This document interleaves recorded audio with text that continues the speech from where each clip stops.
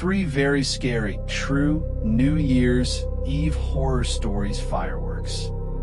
Story 1. The countdown wasn't for midnight. I never care much about New Year's Eve.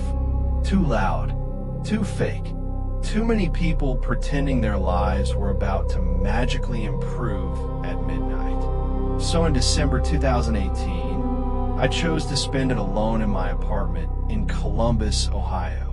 Just me, my phone, and a cheap frozen pizza.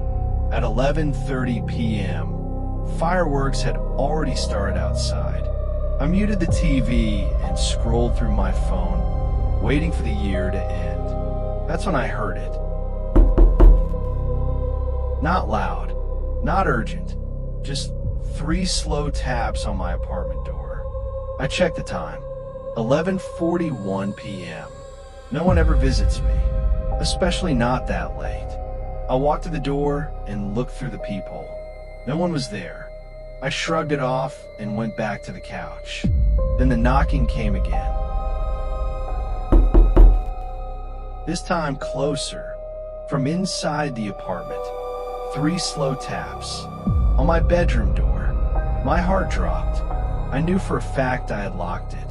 I stood frozen as my phone vibrated in my hand. A notification. It was the local New Year's Eve countdown app one had installed earlier. 11 minutes remaining. At the exact moment the message appeared, the tapping started again. But now it wasn't on the door. It was on the wall, moving, slowly, like someone was walking behind it, counting with me.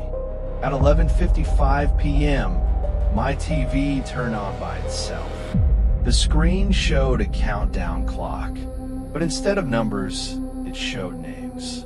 People's names, each one disappearing every second, and the last name on the list was mine. At 11:59 p.m., the knocking stopped. Complete silence. I stared at the screen, shaking. Then at midnight, fireworks exploded outside. The screen went black, and from behind me, I heard a whisper, "Happy New Year."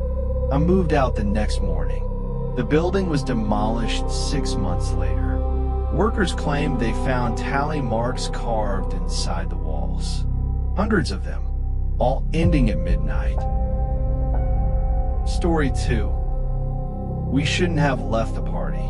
This happened to my friend Jake, and he swears it's 100% true. New Year's Eve, 2021.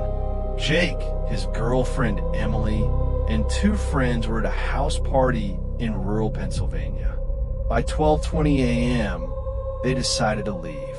Too drunk, too loud, too uncomfortable. They took a shortcut through a back road to avoid traffic. No streetlights, no houses, just forest.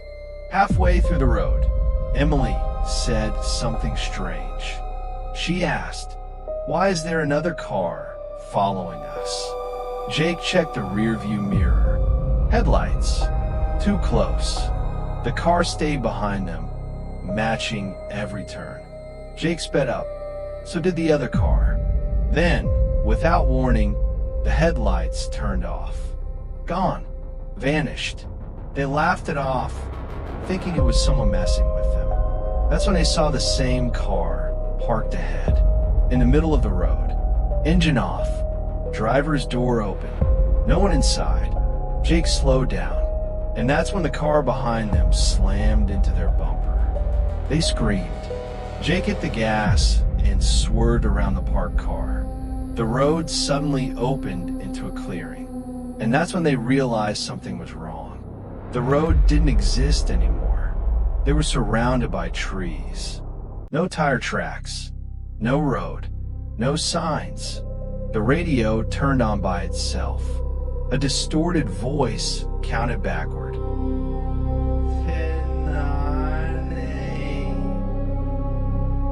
Emily started crying.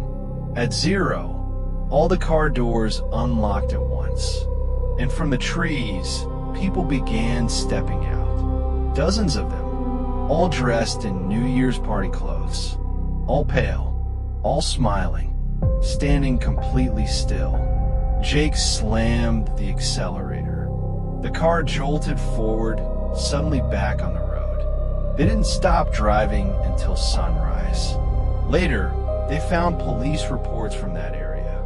Every few years, on New Year's Eve, groups go missing on that road. All last seen leaving parties. None found. Story 3. The call that rang at midnight. I used to work night shifts at a call center in Phoenix, Arizona. On New Year's Eve, the building was almost empty. At 11:58 p.m., I got a call. The caller ID was blocked. I answered. No one spoke. I was about to hang up when I heard breathing.